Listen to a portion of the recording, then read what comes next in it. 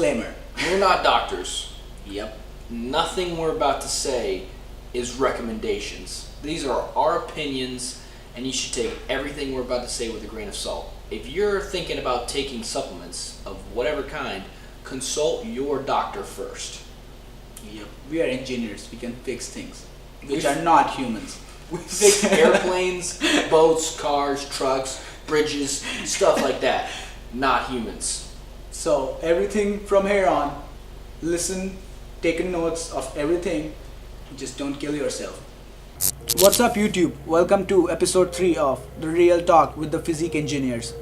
As usual, I have my friend, the Physique Engineer, with me, and we're gonna go through a topic which I mentioned in my last video, and a topic which everyone who plans to get shredded for summer is looking for right now. It's the best fat burning supplements. So the way we're gonna approach this video is we're gonna go through some fat burning compounds that you can easily buy over the counter, and a couple that is you can still buy them easily, but it's just not something recommended by us or anyone because it's a research chemical and there's like some adverse side effects later on. So why are we going with specific compounds instead of going through like some famous fat burners made by like various companies? Well, personally, I like to buy specific compounds singular so I can make my own blends. And if I put 3 together and say I have some sort of adverse reaction, I can take one out to figure out what my body doesn't like, and then I can use the other 2 instead of wasting money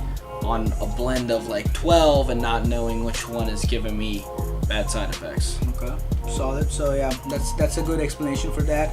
So let's jump right into it. So what are the compounds we're gonna cover today? We're gonna cover some really popular ones: caffeine, Yohimbine, Synephrine, Ephedrine, Clenbutrol, and we might touch on a couple others. Okay, solid. So let's start off with the over the table. The first one is caffeine, which all of you are aware of. So what's your take on caffeine as a fat burner? Now, I must preface this with, you're like most Americans and you're a habitual caffeine stimulant junkie like I am. I drink coffee all the time, so caffeine isn't gonna have that effect that it would if you had never had it before. Your receptors get downregulated very, very quickly, and caffeine loses its potential for fat burning and stimulation like within a week. So if you're drinking lots of Coke or anything with caffeine, basically, it won't work as well as it should. But if you don't drink caffeine very often, it is the most widely used performance-enhancing drug in the world. And yes, you heard me right, it's a performance-enhancing drug. Caffeine is incredible. In the Olympics, if you have too much in your system, you'll actually test positive and they won't let you perform or compete. Caffeine has been proven in multiple studies to increase strength, increase power output, increase endurance, improve physical strength, and also can serve as a nootropic so you can do better in school. So one of the reasons when you hear some gym bro go like, why taking 1 scoop of pre-workout, are you a bitch? Well, technically, someone who has never taken pre-workout, caffeine is one of the crucial ingredients in pre-workout, and over time your body gets used to it, and that's why people can take 2 scoops or 3 scoops and they keep going up until your body just doesn't basically respond to caffeine. So that's the reason it's good to actually cycle off pre-workout and just like not take caffeine for a month and then hop on, so you always have the same effect instead of like upping your dose, because it's just not good for your heart. Okay, moving on. What's the second compound? The second compound we're going to cover is Yohimbine or Yohimbine, Yohimbine HCl, alpha Yohimbine. It's all the same thing, but tiny bit different with the molecule. Yohimbine is an alpha 2 agonist, and it is used to block your body's ability to uptake fat into cells. So when you take a lot of stimulants, your body will release catecholamines, which will mobilize fatty acids into the bloodstream so you can use them as energy. That's what you want. You want lipolysis, and then you want to burn those free fatty acids. When you do that, your body has a feedback loop that wants to take in those fatty acids and store them again so you don't die from starvation because our body thinks we're not going to eat. Yohimbine blocks that process So you have a very, very better ability to use those free fatty acids as an energy source and lose fat. Yohimbine has a very good ability at targeting stubborn fat areas, that being like the belly and lower back for men and the hips and butt for women. You don't need a lot of it, like 15 milligrams for a 180 pound dude. So I wouldn't take that much. You wouldn't take that much. No, it's like it's not a good idea to start off with like that high dose. Yeah, I remember when I started off with like 5 milligrams, I started feeling a bit nauseous in the beginning. So. It can give you anxiety if you take too much. Like you feel like antsy. Yeah. But the best thing to do is work up to a dosage. So start real low, and once you feel comfortable, you can move up. So yeah, you heard it right about targeted fat loss. It actually helps you with getting rid of the stubborn fat areas, including your love handles and like your lower belly fat, but still gotta eat in a deficit. And one thing you gotta make sure when you take Yohimbine is you need to be fasted. If you have any insulin present in the body, it will turn off the mechanism of Yohimbine. Exactly. So that's why to basically maximize the effect of fasted cardio, if you do so, take Yohimbine. It's like the best compound to take when you're eating fasted. Speaking of which, there is no difference between fasted cardio and fed cardio unless you use Yohimbine. Yep. Moving on. What's chemical number 3? Third compound we're going to talk about is Synephrine. It's very similar to ephedrine. It's not as strong, it's not as powerful. It's synthetically derived. It's basically a stimulant of the beta receptors, which will release fat into your bloodstream for energy. It can speed up your metabolic rate. It helps in thermogenesis, so it'll make you warmer and it'll make you burn more calories over a period of time. And it will help burn more calories during a cardio session than if you were not to take it. I like it because it's not crazy powerful. I can take about 50 milligrams and feel really good, like euphoric. It makes me sweat a lot, which sometimes you like that sweaty feeling. Yep. And it's super cheap. Yeah, all these 3 compounds we talked about, including Synephrine, so caffeine, Yohimbine, and Synephrine are dirt cheap. Most of these fat burners go for like $30, $40 for like a 21 or 30-day servings, and they don't, like, you don't even know what you're getting out of it. Instead, you should buy like just buy Yohimbine or just buy caffeine, or just like stack them together, throw into your fasted cardio routine. You're gonna get double the effects, maybe 4 times the effect, because you're knowing what you're putting in your body, and you can always taper down the dose if it's like bad for you, in the sense that when you're on that treadmill, your heart just starts racing and stuff. So, and these are super easy to find. Just Google them, like just find them on Amazon. It's like available on Amazon for like, each of them is for like $10 or something. So super dirt cheap. All of them are equally good. Like there's no good company or bad company. Maybe go through reviews if the company is a bit shady, but that's about it. And I think these were the 3 compounds that you can find super easy, like online, right? Yeah. And the thing is, they work great separately, but when you combine them, they all work in synergism. So they work great separate, but they work even better when you put them all together. Yeah. Just you guys gotta share off your dosages, because together it's way too strong, and like it might mess you up a bit. You don't need to take a full dose of each compound if you're gonna put them all together. Yep, true. You can take like 60%, 60%, 60%, and still get this crazy metabolic firestorm. Yep. Yes. That was like all the compounds over the counter. Let's start off with under the counter stuff. So what's the first compound we're going through? We'll talk about clenbuterol.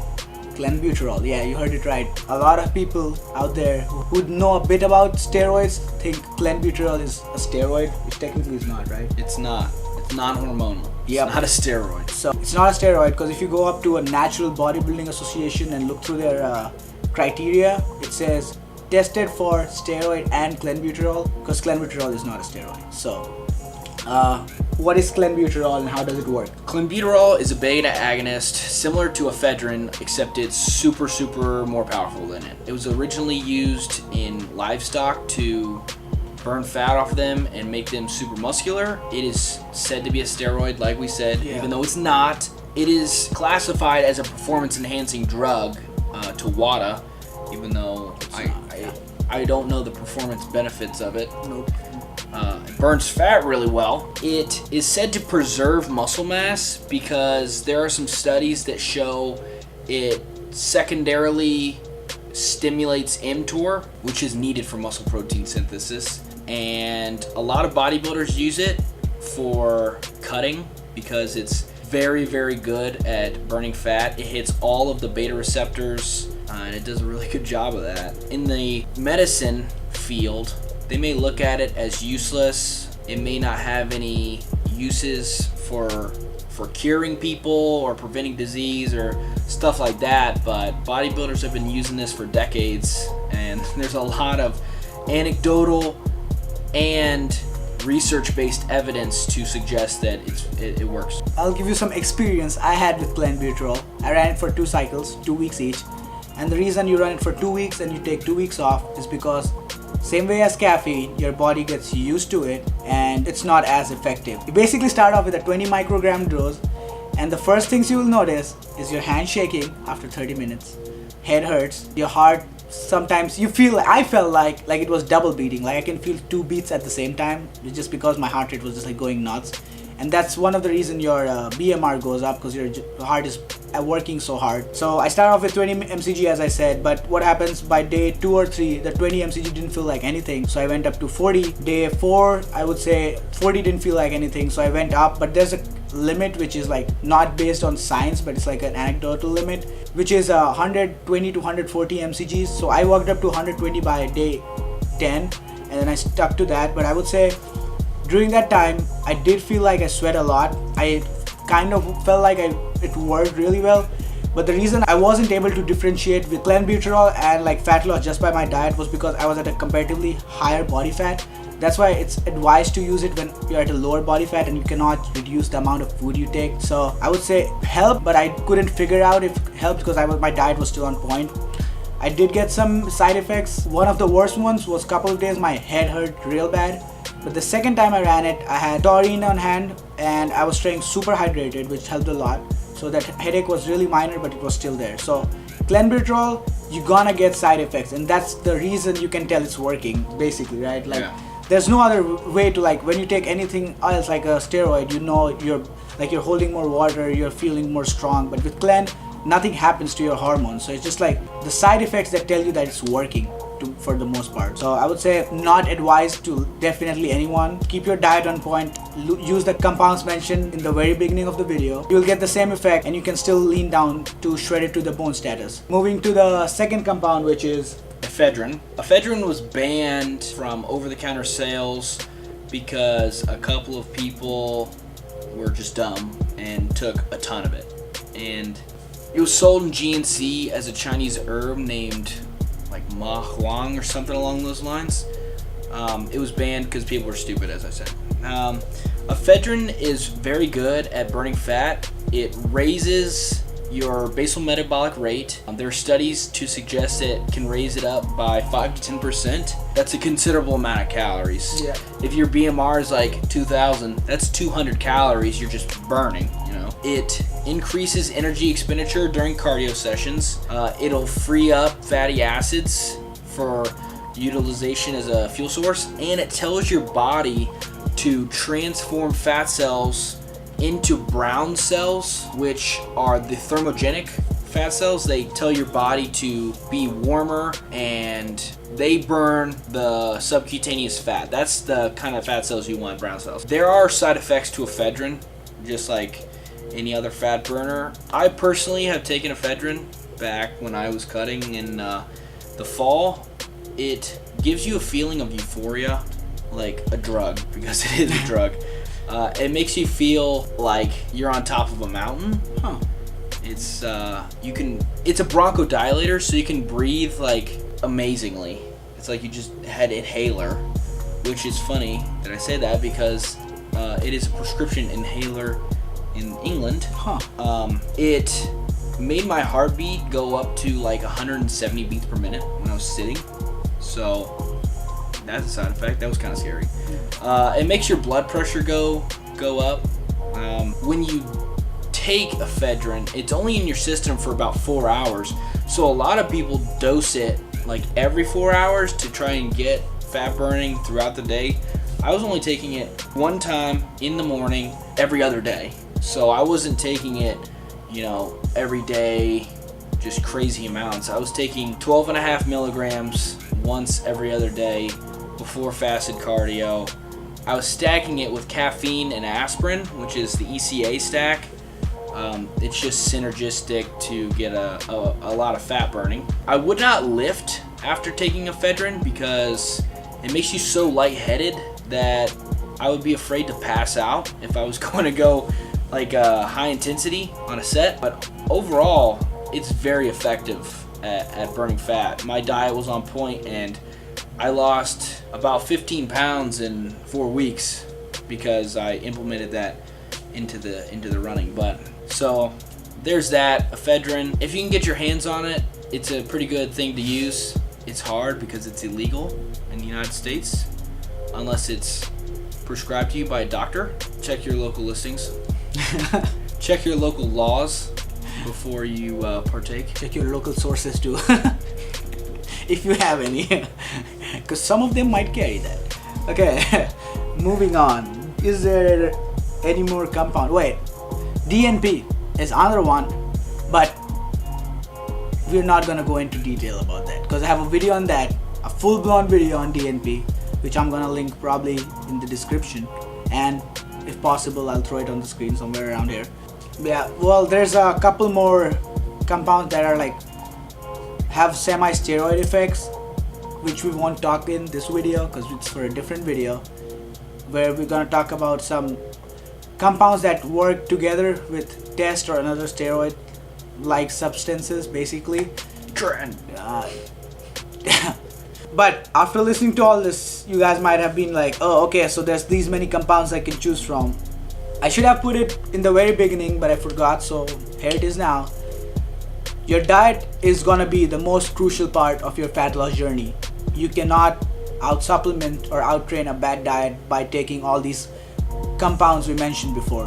What's your take on that? I totally agree. If you're not eating in a deficit, it doesn't matter how many fat burners, protein powders, whatever supplements, you're not gonna lose any fat. Yeah. So have your diet on check. Tracking is probably the best way to do it.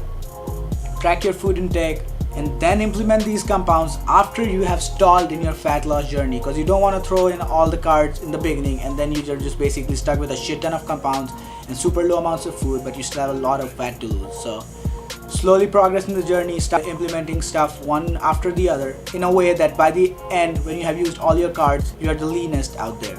And another thing, guys, there's a difference between lipolysis and fat burning. You can take all these fat burners, but if you're just sitting there, you're definitely going to mobilize fatty acid into your bloodstream. But if you don't give your body a reason to burn them, like walking around or walking on the treadmill or working out, they're going to get stored again. So when you do take supplements, go walk around or do push-ups or something to give your body a reason to metabolize and utilize those fatty acids. You don't need to go into the gym and like bust your ass for 3 hours. All you have to do is walk around. Yep. Just wake up in the morning and take a walk. Take a 30-minute walk. That's all you need to do. A lot of people think you need to go to the gym, like do a 2-hour intense workout or increase your rep scheme and stuff. No, that's not true. Just eat in a deficit. You basically work, like stay active, and you're good. You're gonna lose fat. So hope you learned a lot from this video. Make sure to share this video because we threw in a lot of info which a lot of people don't know about. Make everyone smart, as I always say, because you are smart now. So don't forget to like, subscribe, share, comment, because all of that counts. We'll be coming up with more videos regarding more topics which has a lot of myths and stuff in it. So stay tuned. Shout out to my girl Sarah. She recommended we do this topic. Shout out to Sarah. She is our doctor.